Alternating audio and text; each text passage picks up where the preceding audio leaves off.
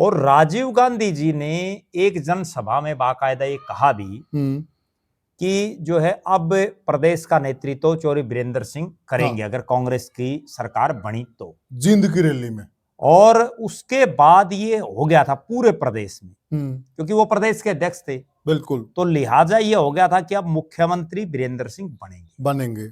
मैं निजी रूप से ये मानता हूं कि ये उनकी एक भूल थी और एक गलती भी थी। ठीक है बात। कि उनको जब वो मुख्यमंत्री का फेस थे, क्योंकि वो तो डिक्लेयर्ड थे। आज नरेंद्र मोदी किसी को ये कह दे कि भाई ये नेता मुख्यमंत्री बनेगा और फिर वो उसकी वजारत में मंत्री बने, तो कहीं ना कहीं कद छोटा हुआ। ये उनका एक कद छोटा हुआ। लोगों ने उस दिन के बाद, मेरा ये मानना है, उस दिन से पहले तो चौधरी बीरेंद्र सिंह को लोग बड़ा सीरियस मानते थे। सीरियस भी बहुत बड़ा नेता बनेगा, और बढ़ते भी। हाँ, बहुत बड़े नेता बनते। लेकिन उस चौधरी बीरेंद्र सिंह ने जो उचाना में राजनीति की है, वो हमेशा उन्होंने मुख्यमंत्री के फेस को लेकर के की। सही कह रहे हैं आप। हमेशा उन्होंने बांगर की चौधर को लेकर के की। बिल्कुल सही कह रहे हैं। हमेशा वो चुनाव इस मुद्दे पर जीते हैं कि मैं जीतूंगा तो बांगर में चौधर ले आऊंगा और मुख्यमंत्री बनूंगा। ठीक बात कही है। बिल्कुल ठीक। लड़ाई यहां से शुरू होती। दूसरी तरफ ये चुनाव भी बृजेंद्र सिंह जीत जाते। ये तो चुनाव लड़ रहे थे। अगर वो जिंदगी की ये सबसे बड़ी गलती और ना करते, उन्होंने क्या किया? दीपेंद्र हुड्डा को बुला लिया अपने प्रचार में। यस, रैली उनकी अधीनता स्वीकार कर ली। इसका मतलब दीपेंद्र हुड्डा उनका नेता हो गया। यस। और बीरेंद्र सिंह ने यह बात मुझे बताई कि उसके बाद मेरी जब तैयारी शुरू हुई, मैं घर से निकलने के लिए चलने की तैयारी में थे वो, बिल्कुल, शपथ लेने के लिए। बिल्कुल। तभी बोला सोनिया गांधी का फोन आया, और सोनिया गांधी ने केवल ये कहा कि सॉरी चौधरी साहब, और उन्होंने बोला कुछ नहीं कहा। सॉरी मेरे पे भारी पड़ गया। 2 शब्द केवल, सॉरी चौधरी साहब, और कुछ नहीं बोला। और ये 2 शब्द चौधरी बीरेंद्र सिंह की राजनीति के वो शब्द बन गए, शायद पूरी जिंदगी वो इन 2 शब्दों को भूल नहीं पाएंगे। राजनीति की दुनिया की बात करें साथियों, हम हरियाणा प्रदेश की राजनीति पर विशेषकर चर्चा करते हैं, परंतु जब तक चर्चा हरियाणा प्रदेश में छोटू राम के नाम पे ना हो, चौधरी बीरेंद्र सिंह डूमरखा के नाम पे ना हो, तो हरियाणा की चर्चा पूरी नहीं होती है। बिल्कुल सही है, क्योंकि साथियों चौधरी बीरेंद्र सिंह डूमरखा सर छोटू राम के नाती हैं और बहुत बड़ी लंबी चौड़ी राजनीतिक विरासत उनके पास है।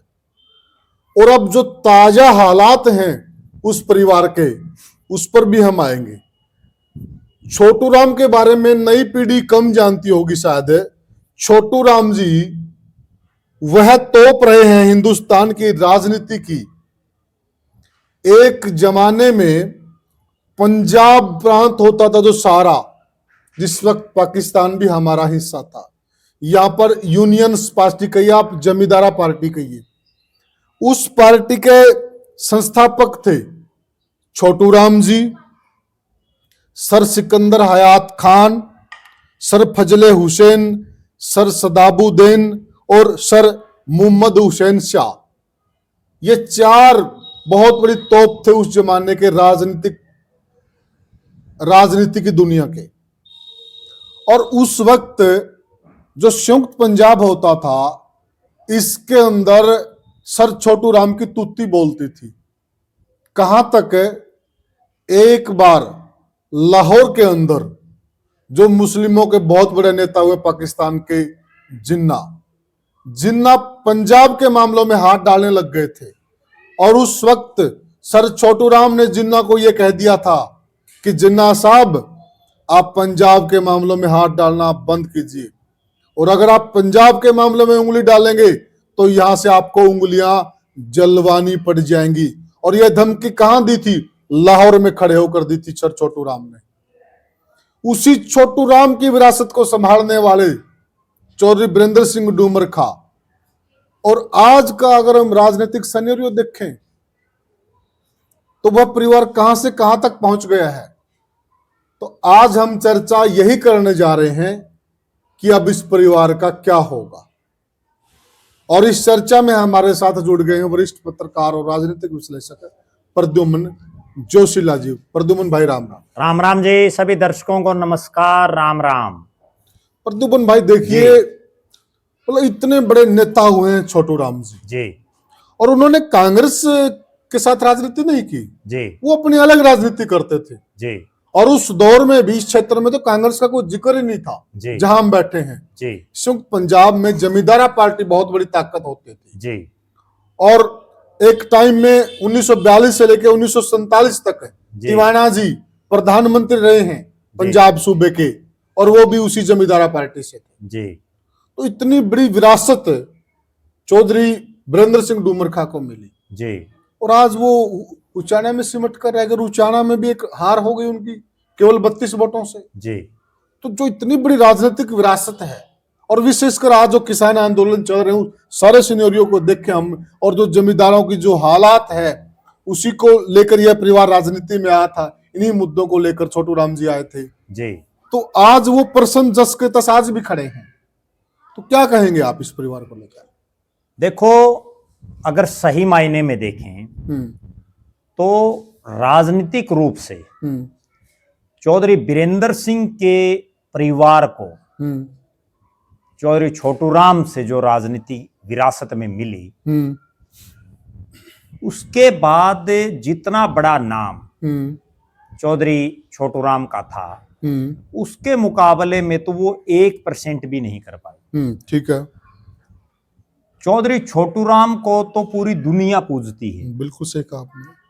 और चौधरी छोटू राम ने जो कुछ कर दिया किसानों के लिए, जी जी, उसका रत्ती भर भी उसके बाद इनका परिवार जिसने भी राजनीति संभाली वो नहीं कर पाया।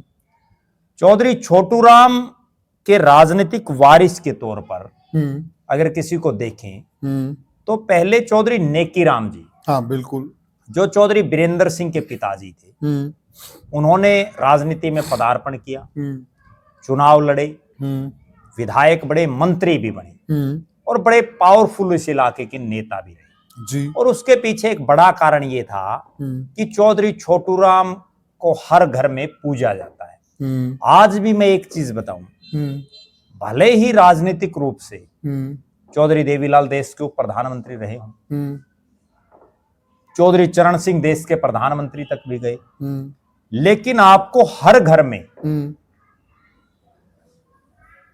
छोटू राम को मानने वाले और चौधरी छोटू राम का फोटो मिल जाएगा। सही कह रहे हैं, बिल्कुल सही कह रहे हैं। जबकि चौधरी देवीलाल से बहुत लोगों की राजनीतिक विचारधारा नहीं मिलती। ठीक बात है। चौधरी चरण सिंह से भी बहुत लोगों के नहीं मिलती जी। हमें ये लोग तो मिल जाएंगे कि वे देवीलाल ने ये काम ठीक कराया लेकिन ये काम गलत भी कराया, लेकिन ऐसे कोई लोग नहीं मिलते जो ये कहते हो भाई छोटू राम ने ये काम गलत किया। बिल्कुल ठीक बात है। वो ये चीज दर्शा रहा है कि उनका कितना बड़ा व्यक्तित्व था और उनके चूंकि कोई लड़का था नहीं, बिल्कुल, वरना तो राजनीति आगे उनके लड़के और उसके बाद जो है पोते वो संभालते। बिल्कुल सही बात है। तो उनके जो 2 लड़कियां थी, उसके बाद जो राजनीतिक रूप से, हालांकि उनके परिवार से भी चुनाव लड़े गए, जी जी, लेकिन वो राजनीतिक रूप से कामयाब नहीं हो पाए। बिल्कुल बिल्कुल, शायद वो श्रीचंद जी रहे हैं। हाँ, तो लेकिन वो कामयाब नहीं हो पाए, इतने उस सतर पर उनका नाम नहीं हो पाया। उनके भतीजे थे। और फिर जो है राजनीति घूमी कहाँ जाकर के गढ़ी सापड़ा से और उसके बाद डूमरखा में आ गई। ठीक बात है। और डूमरखा से जो वो राजनीति की मशाल थी, जो वारिस की मशाल थी, वो डूमरखा आ गई। अब वो डूमरखा आ गई और उसके बाद नेकीराम जी ने कुछ समय तक उसको संभाले रखा, लेकिन मुख्यमंत्री बनना और मुख्यमंत्री की रेस में बड़ा सीरियस कैंडिडेट होना, उस तक वो नहीं पहुंच पाए जी। उसके बाद नरवाना उचाना इस एरिया में बड़े पॉपुलर भी रहे। बिल्कुल बिल्कुल, कई चुनाव लड़े। उसके बाद उनकी राजनीतिक विरासत आगे चली गई नेकीराम के बेटे और चौधरी छोटू राम के जो नाती कह लीजिए या दोते कह लीजिए, चौधरी वीरेंद्र सिंह के पास जी। चौधरी वीरेंद्र सिंह ने युवा कांग्रेस से अपनी राजनीति शुरू की। बिल्कुल, क्योंकि हम नेकीराम जी का इसलिए बहुत विस्तार से यहाँ चर्चा भी नहीं करेंगे। आज वो जमाना जा लिया, जो नेकीराम जी को जानने वाले थे उनमें ज्यादातर इस संसार को छोड़ चुके हैं। बिल्कुल बिल्कुल, या कुछ एक जो है वो बड़े बुजुर्ग हो चुके हैं। बिल्कुल। अब हम अगर बात करें चौधरी नेकीराम के जो बेटे जी और चौधरी छोटूराम के नाती, जिनको हम द्योता भी कह सकते हैं, जी जी चौधरी बीरेंद्र सिंह की। बिल्कुल चौधरी बीरेंद्र सिंह को चूंकि राजनीति विरासत में मिली, बिल्कुल, और अच्छे खासे पढ़े लिखे भी हैं वो, बिल्कुल सही है उन्होंने युवा कांग्रेस से अपनी राजनीति शुरू की। जी युवा कांग्रेस से होते हुए उचाना से वो कई बार विधायक बने, बिल्कुल हिसार से भी वो सांसद बने। जी उन्होंने चौधरी ओम प्रकाश चौटाला को चुनाव हराया था, जो चौधरी देवीलाल के हाँ बेटे हैं। बिल्कुल ठीक बात है, 1984 और हिसार से 1984 में, हालांकि उसके बाद वो हार भी गए थे। बिल्कुल 89 में। और हिसार की एक ऐसी सीट है जहां से पिता पुत्र दोनों सांसद हाँ, बने। ठीक बात ये है, भी अपने आप में एक बड़ा रिकॉर्ड की बात है। चौधरी बीरेंद्र सिंह उसके बाद राजीव गांधी के बड़े नजदीकी बिल्कुल बिल्कुल ठीक बात है। और एक वो समय आया 1991 में, तब वो हरियाणा प्रदेश कांग्रेस कमेटी के अध्यक्ष थे, यानी टिकट बांटने वाले वही थे, हाँ, साइन उन्हीं के हो रहे। बिल्कुल ठीक बात है। और राजीव गांधी जी ने एक जनसभा में बाकायदा ये कहा भी कि जो है अब प्रदेश का नेतृत्व चौधरी बीरेंद्र सिंह करेंगे, अगर कांग्रेस की सरकार बनी तो, जींद की रैली में। और उसके बाद ये हो गया था पूरे प्रदेश में, क्योंकि वो प्रदेश के अध्यक्ष थे, बिल्कुल, तो लिहाजा ये हो गया था कि अब मुख्यमंत्री बीरेंद्र सिंह बनेंगे। लेकिन मैं ये मानता हूं कि हरियाणा ही नहीं, देश की राजनीति में जिसको ट्रेजेडी किंग बोलते हैं, उनमें कहीं ना कहीं बीरेंद्र सिंह का नाम है। ठीक है बात। मुख्यमंत्री बनना था उससे पहले ही, क्योंकि कांग्रेस का राज भी आ गया था। ठीक बात है। उससे पहले जो है राजीव गांधी की हत्या हो गई जी, और कांग्रेस में पीवी नरसिम्हा राव का दौर आ गया और चौधरी भजनलाल। पीवी नरसिम्हा राव एक जमाने में हाशिए पर थे। हाँ, वो समय की बात है, राजनीति में कभी भी बदल सकता है। एक समय तो वो था कि कांग्रेस ने उनको बुजुर्ग होने के नाते टिकट नहीं दी, उनको ये कह दिया भाई ये तो अब कौन ही काम के नहीं रहे। लेकिन फिर वो कांग्रेस का भी नेतृत्व किया, उन्होंने देश के प्रधानमंत्री भी। उसके बाद चौधरी भजनलाल प्रदेश के मुख्यमंत्री बने और उनकी कैबिनेट में प्रोफेसर चौधरी बीरेंद्र सिंह मंत्री बने।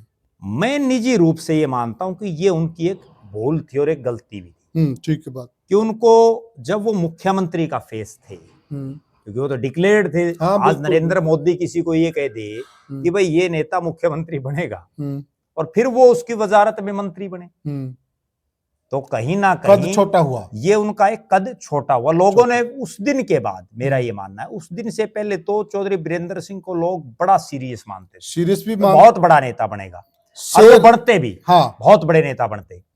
लेकिन उसके बाद लोग ये समझने लगे कि भाई ये तो जो है जैसे पेड़ के नीचे का जो रूख के नीचे का पौधा हो गया, वो बन गया। फिर क्या हुआ कि एक वो दौर आया कि एक तरफ तो वो मुख्यमंत्री के मटेरियल, भजनलाल जी की सरकार में मंत्री बनने के बाद उनको कांग्रेस भी छोड़नी पड़ेगी, फिर वो तिवारी कांग्रेस में चले गए। हाँ बिल्कुल, तिवारी कांग्रेस में उन्होंने अपने बहुत से साथियों को टिकटें दिलाई। फिर वो तिवारी कांग्रेस से खुद एमएलए भी बने। फिर वो वापसी फिर उन्होंने कांग्रेस में कर ली। कांग्रेस में वापसी करने के बाद 2005 में उनको फिर से मुख्यमंत्री का फेस माना जाने लगा, भाई मुख्यमंत्री बन सकते हैं, क्योंकि फिर वो राजीव गांधी के बाद सोनिया गांधी जी के नजदीकियों में। ये भी देखिए ना, जिस वक्त तिवारी कांग्रेस में लोग गए थे जी, और यह भी एक प्रमुख थे जी, तिवारी कांग्रेस में वही लोग गए थे जो राजीव गांधी के नजदीक थे। वो तिवारी कांग्रेस बनी केवल इसलिए थी कि जो नरसिम्हा राव जी ने उनके जो राजीव गांधी के खासम खास लोग थे उनको दरकिनार करना शुरू कर दिया। उन्होंने अपनी लॉबी बना ली। जब उन्होंने अपनी लॉबी बनाई तो जो एनडी तिवारी थे, बड़े नेता थे, और भी बहुत नेता थे कांग्रेस यूपी के मुख्यमंत्री रहे और बड़े नेता थे। उन्होंने जो है अपना एक सिस्टम बना करके और तिवारी कांग्रेस अलग से बना ली। क्यों? क्योंकि तब तक गांधी नेहरू परिवार से कोई और एक्टिव नहीं था, राजनीति नहीं था। सोनिया गांधी तो 1998 में राजनीति में आई है। बिल्कुल। तो इस कारण वो तिवारी कांग्रेस बनी। अगर सोनिया गांधी राजीव गांधी की हत्या के तुरंत बाद सक्रिय हो जाती तो वो दौर ही नहीं आना था, तिवारी कांग्रेस बननी ही नहीं थी ना, तिवारी कांग्रेस बननी थी। और हो सकता है पीवी नरसिम्हा राव प्रधानमंत्री ना बनते, सोनिया गांधी बनती। बिल्कुल सही करें आप। क्योंकि राजीव गांधी की तो बारिश वो होगी, वो थी बिल्कुल। राजीव गांधी के फेस पर वो चुनाव लड़ा जा रहा था। यस। तो उसके बाद फिर क्या हुआ, 2005 में फिर से ये मुख्यमंत्री की रेस में थे। फिर बाजी मार गए चौधरी भूपेंद्र सिंह हुड्डा, बिल्कुल, जो इनके मामा बुआ में जो है भाई थे। चौधरी भूपेंद्र सिंह हुड्डा की वजारत में ये फिर मंत्री बन गए, वित्त मंत्री इनको बना दिया गया। उसके बाद ये हालात बने कि ये उचाना से भी चुनाव हार गए।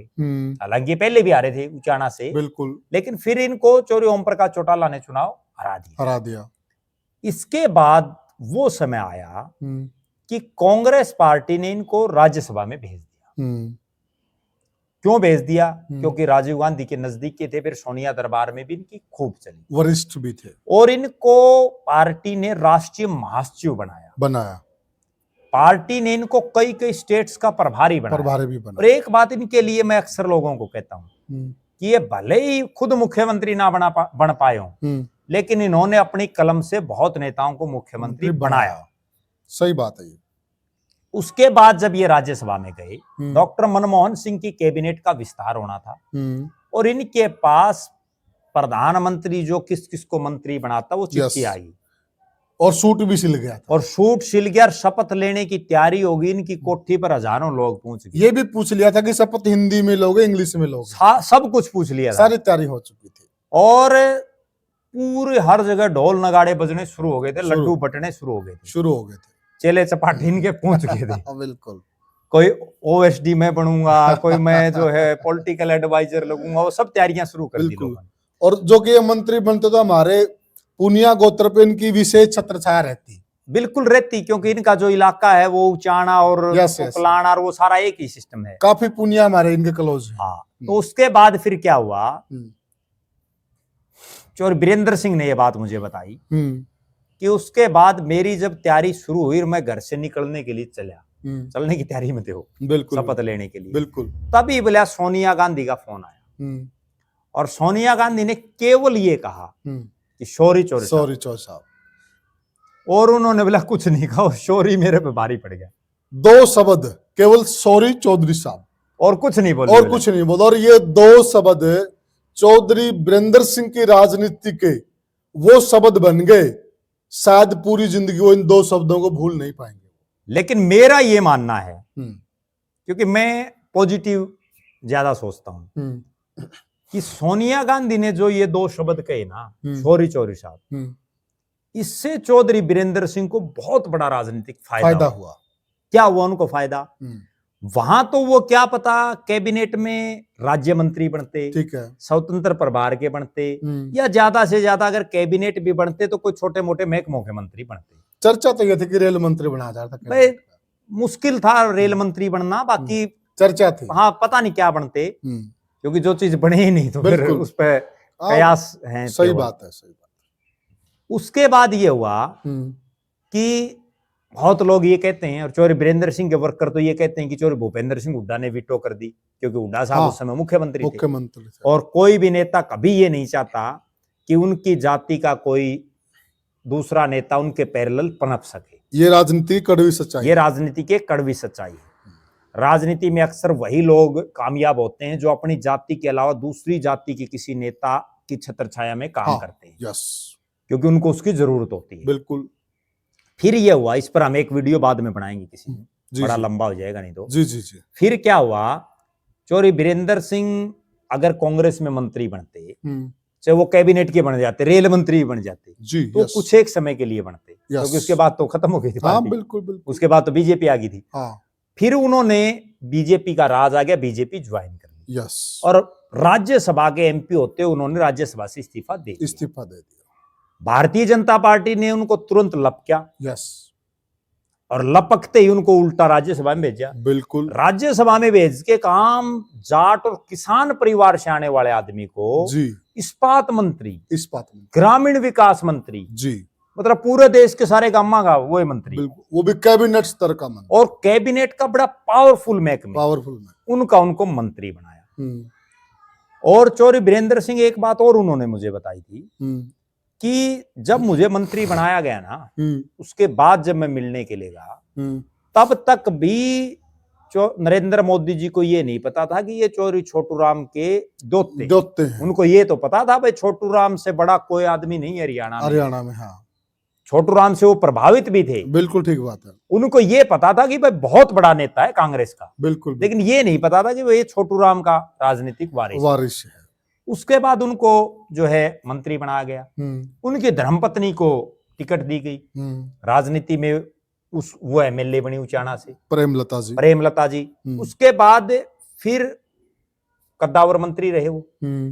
मंत्री रहते हुए जब उनके बेटे आईएएस थे बड़े सीनियर ब्रजेंद्र सिंह, उन्होंने वीआरएस लिया, अपने बेटे को फिर चुनाव लड़ाया, बेटा एमपी बनया। मतलब तीनों की मौज होगी। नहीं तो कांग्रेस में तो क्या था, अकेले वीरेंद्र सिंह थे। बिल्कुल। और यहाँ क्या हुआ, अगर वो जो चौधरी साहब था ना, उस शब्द का फायदा ये हुआ कि चौधरी वीरेंद्र सिंह केंद्र में मंत्री, धर्मपत्नी एमएलए, बेटा एमपी, और बताओ और क्या चाहिए। ठीक बात है। फिर वो सॉरी इनको दोनों तरह से याद रहेगा राजनीति में। हाँ, फायदे के लिए भी नुकसान के। फिर इनको दिन फिर उलट जाते हैं। उसके बाद किसान आंदोलन हुआ देश में, उसमें चौधरी वीरेंद्र सिंह बड़े प्रखर होकर के बोले, ब्रजेंद्र सिंह भी बोले, बीजेपी के एमपी होते हुए भी। ठीक बात है। और हालात और परिस्थितियां ये बनी कि पहले तो जो है मार्च में रैली रखी गई। हाँ। लेकिन मार्च में हालात, क्योंकि चुनाव में काफी लंबा समय था, फिर उसको 2 अक्टूबर को रख दिया जींद में। और मेरी आवाज सुनो 2 अक्टूबर 2023। उस रैली में सबका ये दिमाग था कि आज वीरेंद्र सिंह कांग्रेस छोड़ेगा। हजारों लोग, पूरा स्टेडियम भरा। बिल्कुल। लेकिन वीरेंद्र सिंह ने पार्टी छोड़ने की हिम्मत नहीं दिखा पाए।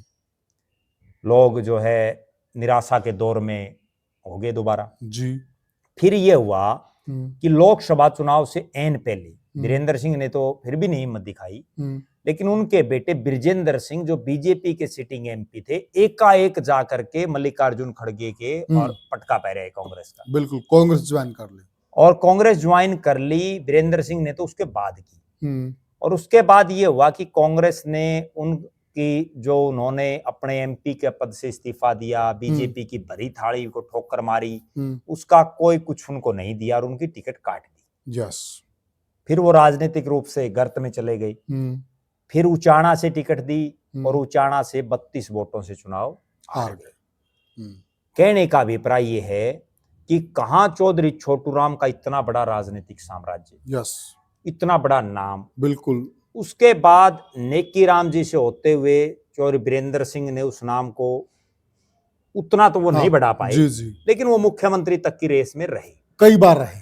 लेकिन फिर आते आते आज ये हालात होगी कि आज वीरेंद्र सिंह का परिवार ना लोकसभा में, ना राज्यसभा में, ना विधानसभा में, और यहां तक की सबसे जो बुरी बात है इनके परिवार के लिए वो ये है कि बाबू, बेटे, माँ कोई पद भी नहीं दे रखा पार्टी में।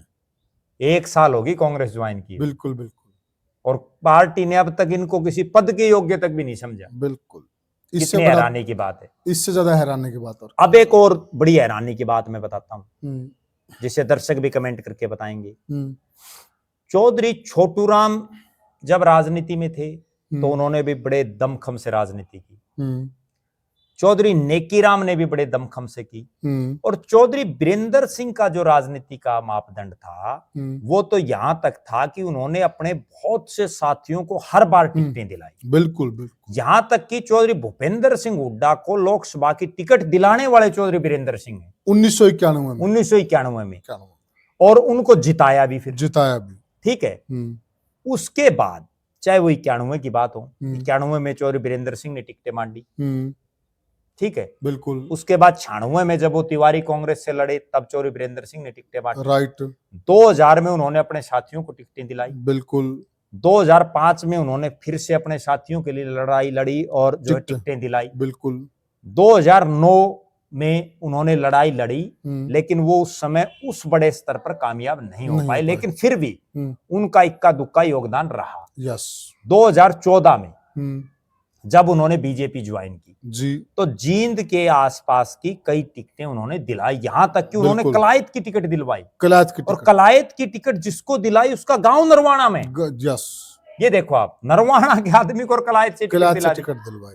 उसके बाद 2019 जब आया, 2019 आते आते भी वीरेंद्र सिंह इस हालात में थे कि उन्होंने कुछ एक जगह टिकटों के लिए अपने साथियों की जो है रिकमेंड की और उनको दिलाने में उनका योगदान रहा। बिल्कुल। और यहां तक कि मैं ये भी बताऊं, जो जयप्रकाश दलाल है ना, जेपी दलाल, जो कृषि मंत्री बने, उनकी टिकट के लिए भी चौधरी वीरेंद्र सिंह ने उनकी अच्छी खासी मदद की, उनके लिए जलसा भी किया। बिल्कुल सही बात है, मैं उस जलसे में था। बिल्कुल। उसके बाद 2019 तक तो उनका ये कदरा जी। और 24 आते आते ये हालात होगी कि पूरे हरियाणा में एक टिकट मिली उनके। पहले तो उनके बेटे को लोकसभा टिकट नहीं मिली, यस, ये हालात बनी उनकी। बिल्कुल। विधानसभा में एक टिकट मिली, वहां भी वो बेटा हार गया। बिल्कुल। तो आप ये अंदाजा लगाओ कि कहां अर्श से और धीरे धीरे फर्श पर आ गया मामला। और प्रद्युम्न भाई ये देखिए ना कि चौधरी वीरेंद्र सिंह के खास बात नहीं, वो बिल्कुल शेर की तरह गरजते रहे हैं, बेबाक जो कहना कह दिया, बिल्कुल डंके की चोट, नफे नुकसान को। अच्छा, इस चीज में मैं एक चीज और बताता हूं उनका, क्योंकि ये कई बार अच्छी हरकतें लोग कर देते हैं और ऐसा करना नहीं चाहिए। एक वर्कर था या कोई भी एक आदमी जो उनका ऑडियो वायरल हुआ और जिसमें वो आपस में ये बात कर रहे, वो ये कह रहा, भाई चौधरी साहब, भाई सोनीपत से लड़ोगे कि हिसार से, ब्रिजेंद्र को कहां से लड़ाओगे, जब उन्होंने कांग्रेस ज्वाइन की। तो चौधरी वीरेंद्र सिंह इतने मुंह फट भी कह सकते हैं, हम बेबाक भी कह सकते हैं, और कोई आदमी नहीं सोचता कई बार ये चीजें। बिल्कुल बिल्कुल, पता नहीं होता सामने रिकॉर्डिंग भी हो रही है क्या। तो उन्होंने ये कह दिया, भाई वहां तो उड़ा के जो है कई भूपेंद्र भूपी के विधायक हैं और वो गड़बड़ करा देगा, तो आप हिसार से लड़ेंगे। और राजनीतिक रूप से वो बात सही भी है, गलत थोड़ी है, वो बात सही है, लेकिन उसका नुकसान ये हुआ कि ब्रिजेंद्र सिंह को टिकट नहीं मिली। बिल्कुल। हुड्डा साहब ने और ज्यादा वो कर दिया, भाई अब तो जो है, जब ये आदमी इतनी सोच रहे तेरे बारे में कांग्रेस में आने के बाद, बिल्कुल, तो इसका पक्का इलाज कर दो। पक्का इलाज कर दिया हुड्डा साहब ने। ठीक है, हालांकि इस तरह की वायरल नहीं करनी चाहिए, भाई नेता पता नहीं कौन कहां क्या बोल दे, कई बार हो जाती है। बिल्कुल। फिर ये हुआ कि इतना बड़ा जो राजनीतिक साम्राज्य और उसका इस तरह से हस्र होना, ये कहीं ना कहीं ये दर्शा रहा है कि कुछ कमियां चौधरी वीरेंद्र सिंह में भी रही हैं, कुछ कमियां ब्रिजेंद्र सिंह में भी रही। वो अपने आप को, ब्रिजेंद्र सिंह तो अपने आप को प्योर राजनीति में ढाल ही नहीं पाए। ठीक बात है। और मैं ये मान रहा हूं, मैं जो इनको और इनके परिवार को जो पढ़ पाया हूं, कि जो इनके इर्द गिर्द कुछ एक लोग घूम रहे हैं, वो कांग्रेस में होते तो भी वही, बीजेपी में चले गए तो भी वही, तिवारी कांग्रेस में चले गए तो भी वही, जो कुछ एक नेता है, वो कहीं ना कहीं इनकी राजनीति में जो इनका सतर जो लगातार कमजोर होता गया, उसका जिम्मेदार कहीं ना कहीं मैं उनको भी मान रहा हूं, क्योंकि वो इनको पता नहीं किस तरह के सब्जबाज दिखाते रहते हैं। आप एक चीज देखो, इनके थिंक टैंक का, इन्होंने कार्यक्रम का नाम रखा मेरी आवाज सुनो। मतलब क्या सोच के रखा भाई, किसकी आवाज सुनो, कौन आवाज सुने, क्या हो। पहले वो कार्यक्रम कभी रख दिया, फिर उसके बाद उसको पोस्टपोन करके कभी रख दिया। इस तरह के जो ये फैसले ले रहे हैं इनके साथी, तो मैं ये समझ रहा हूं कि अब चौधरी वीरेंद्र सिंह को वो 1980-90 की राजनीति का दौर नहीं रहा, अब 2025 है, अब डिजिटल युग है। अब इनके जो साथी है ना, वो ऐसे हैं जो बेचारे आज भी 1990 के दौर की बात कर रहे हैं। ठीक है ना, बिल्कुल। यहां तक हालात है चौधरी वीरेंद्र सिंह की, इतना बड़ा परिवार है, इतना बड़ा नाम है। आज के दिन सोशल मीडिया का जमाना है, हर नेता की सोशल मीडिया टीमें हैं, बिल्कुल। हर नेता अपना सबसे ज्यादा ध्यान सोशल मीडिया पर लगाता है, बिल्कुल सही बात। लेकिन आप देखो चौधरी वीरेंद्र सिंह की सोशल मीडिया कहाँ है? सही बात। कहाँ है ब्रिजेंद्र सिंह की सोशल मीडिया? बिल्कुल सही, कहीं कुछ नहीं है, 0/0। बिल्कुल सही बात है। तो इसलिए अपने आप को जब तक ये नए दौर में नहीं उभारेंगे ना। प्रद्युम्न भाई, आप सोशल मीडिया की बात कर रहे हो ना जी, मैंने उचाणा का चप्पा चप्पा कवर किया चुनाव, विधानसभा जी, एक एक गांव कवर किया है जी। तो इनके भतीजे सजन चेयरमैन जी, तो सोशल मीडिया से उनकी मुलाकातें हुई, सोशल मीडिया वाले सारे बंधु हमें बता रहे थे जी। तो उन्होंने कहा भाई सोशल मीडिया का जमाना है, आप जी ये कर दो वो कर दो, जो कुछ बातें हुई जी। तो उन्होंने कहा कि नहीं हम तो मानते हैं इन चीजों को जी। और हम जीतेंगे तो अपने हिसाब से जीतेंगे जी सोशल मीडिया में क्या लोग हमें वैसे जानते, यानी कि वो सोशल मीडिया की ताकत को भांप ही नहीं पाए। जी। और मेरे हिसाब से 32 वोटों की जो हार जीत रही ना, वो केवल इसलिए हुई, हाँ वो केवल इसलिए ये हुई। मैनेज नहीं कर पाए, मैनेज मार्केटिंग नहीं कर पाए अपनी। हाँ नहीं तो 32 वोटों में क्या आ रहे हैं। बिल्कुल, क्योंकि इनके बराबर में जो चुनाव लड़ रहे थे, जी बीजेपी का आईटी सेल मजबूत रहता, कोई दो राय नहीं, सबको जी पता है। और दो निर्दलीय थे, जी उनका भी सोशल मीडिया बहुत मजबूत था, जी बहुत ज्यादा मजबूत था। अगर इनका जो सोशल मीडिया था वो निरंतर कोई प्रचार नहीं कर पा रहा था और उनका सोशल मीडिया इनको लगातार हरा रहा था, तो उस चीज का बड़ा असर पड़ता है। आप ये चीज देखें कि भले ही ये 32 वोट से हार गए, लेकिन ये क्यों नहीं सोच रहे कि आपकी टक्कर में जो लोग खड़े टक्कर में जो लोग खड़े हैं उनका राजनीतिक लेवल कितना था और आपका कितना है। बिल्कुल। देवेंद्र अत्री जो लड़ रहा था वो इनके मुकाबले कितना बड़ा नेता है। नेता के वो तो बेचारे का आम कार्यकर्ता, आम कार्यकर्ता ना। वीरेंद्र घोगड़िया को तो मार्केट कमेटी का चेयरमैन वीरेंद्र सिंह ने बनवाया था। बिल्कुल सही बात है, उडाराज में। बिल्कुल। और वो चुनाव लड़ रहा था। बिल्कुल। तो कहीं ना कहीं इतना बड़ा कद और उसको आप अगर मैनेज नहीं कर पाओगे, अब ये हालात होगी। और एक और प्रद्युमन भाई, इनकी जो कैलकुलेशन है, मेरी बात हुई चुनाव के दौरान जी, तो मैंने कहा जी, पहले तो उन्होंने पूछा कि क्या मानते हो आप चुनाव को लेकर जी। हमने कहा जी बहुत टफ फाइट है जी। हमने ये बोला उनको, जी आप क्या मानते हो? बोला जी हम ये मानते हैं, हम अकेले 80,000 वोटों पर खड़े हैं जी। 20,000 वोट अगर हमारे उड़ भी गए तो कोई बात नहीं जी। 60,000 वोट हमारे लो जैसे हैं जी, लो की लकीर है। अब देखिए कैलकुलेशन कितनी गलत थी।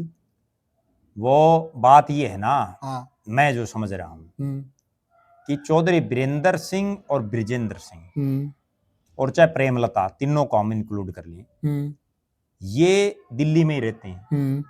यहाँ तो हफ्ते में या 4-5 दिन में 10 दिन में एक बार चक्कर मारते हैं। यहाँ इन्होंने जिन लोगों के भरोसे सारा सिस्टम छोड़ रखा है, सही कह रहे हैं आप, उन लोगों से लोग खफा हो जाते हैं। अब कैप्टन अभिमन्यु क्यों आ रहा? क्योंकि सारा देश ही किलकी मार रहा है कि भाई जो उसने अपना भतीजा यहाँ छोड़ रखा था, उस भतीजे से लोग सेटिस्फाई नहीं हो पाए। ठीक बात है। वोट भतीजे थोड़ी दे रखे हैं, वोट तो कैप्टन को दे रखे हैं। बिल्कुल ठीक बात। वही हालात आप जिनकी बात कर रहे हो, चाहे ये सज्जन हो, उससे पहले इनके एक और थे, वो सुरेंद्र पाल एडवोकेट थे, और भी जो इनकी एक टीम सी बना रखी है, उनके भरोसे छोड़ देते हैं हल्के को। पे लोग वोट वीरेंद्र सिंह को दे रहे हैं या सज्जन को दे रहे हैं? और प्रद्युमन भाई, क्या चौधरी साहब को ये सोचने की जरूरत नहीं है अगर ये टीम इतनी मजबूत होती जी, इस टीम की सोच इतनी मजबूत होती जी, तो ये फिर बहुत आगे होते आज। बिल्कुल होते, हार नहीं होती। तो आप एक बात बताओ, जो आदमी 1991 में मुख्यमंत्री बनने की लाइन में है, 2005 में वो मुख्यमंत्री बनने की लाइन में है, और आज ये हालात है कि उसके बेटे को एमपी की टिकट सिटिंग एमपी होते हुए कट जाती है। बिल्कुल ठीक बात। और उसके बाद एमएलए की मिलती है, एमएलए। और सबसे बड़ी बात मैं बताता हूँ, ये चुनाव भी क्यों आ रहे, मैं बताता हूँ असली बीमारी की जड़ क्या थी। चौधरी वीरेंद्र सिंह ने जो उचाना में राजनीति की है, वो हमेशा उन्होंने मुख्यमंत्री के फेस को लेकर के की। सही कह रहे हैं आप। हमेशा उन्होंने बांगर की चौधर को लेकर के की। बिल्कुल सही कह रहे हैं। हमेशा वो चुनाव इस मुद्दे पर जीते हैं कि मैं जीतूंगा तो बांगर में चौधर ले आऊंगा और मुख्यमंत्री बनूंगा। ठीक बात कही है, बिल्कुल ठीक। लड़ाई यहाँ से शुरू होती। दूसरी तरफ ये चुनाव भी ब्रिजेंद्र सिंह जीत जाते, ये तो अगर वो चुनाव लड़ रहे थे। अगर वो जिंदगी की ये सबसे बड़ी गलती और ना करते। उन्होंने क्या किया, दीपेंद्र हुड्डा को बुला लिया अपने प्रचार में। यस, रैली उनकी अधीनता स्वीकार कर ली। इसका मतलब दीपेंद्र हुड्डा उनका नेता हो गया। यस, बिल्कुल ठीक कर रहे हैं आप। लोगों ने तो उसी दिन ये समझ लिया, भाई ये तो अगर एमएलए बन गए तो मंत्री भी कौन बने हैं। आप बहुत सही बात कर रहे हैं प्रद्युमन भाई। देखिए, ये भी चुनाव लड़ रहे थे जी, कैथल से रणदीप सिंह सुरजेवाला का बेटा चुनाव लड़ रहा था। उनके पास भी लगातार इस प्रकार के फोन जा रहे थे, इस प्रकार की बातें हो रही थी कि एक रैली या तो भूपेंद्र सिंह हुड्डा की करवा लो जी कैथल में जी, या दीपेंद्र सिंह हुड्डा की करा लो जी। तो यहाँ हम तारीफ करेंगे रणदीप सिंह सुरजेवाला की। उन्होंने कहा नहीं, मैं हार जाऊं कोई दिक्कत अगर वो करवा लेते तो रणदीप का छोरा भी हारता। हाँ, परंतु मैं नेता हूं उनके बराबर का, मैं अपने आप को मानता हूं और मेरी जनता भी यही मानती है। बिल्कुल। तो मैं जनता में उनकी रैली करवाकर यह संदेश नहीं देना चाहता कि मैंने उनकी अधीनता स्वीकार कर ली है। बिल्कुल। अगर कोई बड़ा नेता खुद अगर ये है भाई मैं बहुत बड़ा नेता हूं और वो फिर अपने समकक्ष, क्योंकि दीपेंद्र हुड्डा और बृजेंद्र सिंह में अगर हम देखें भाई ठीक है, दीपेंद्र हुड्डा राजनीतिक रूप से उनका अनुभव ज्यादा होगा, लेकिन चौधरी वीरेंद्र सिंह का तो चौधरी भूपेंद्र सिंह हुड्डा से बहुत ज्यादा है। हाँ बिल्कुल बिल्कुल, उन्होंने तो 52-53 साल हो गए राजनीति में।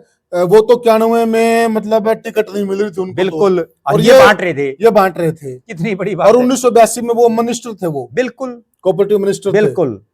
तो प्रद्युमन भाई चर्चा लंबी हो जाएगी।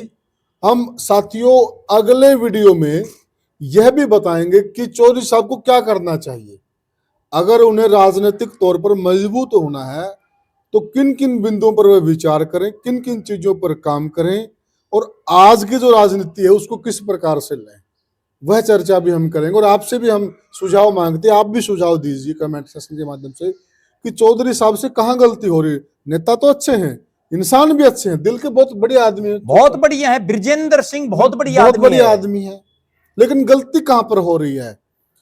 ठीक है, तो आप भी ये कमेंट सेक्शन में सुझाव दें। जिन भी साथियों का बढ़िया सुझाव होगा हम वो चौधरी साहब तक भी भेजेंगे। और अभी चर्चा का करते हैं अंत, फिर मिलेंगे किसी और वीडियो में, तब तक के लिए राम राम। राम राम।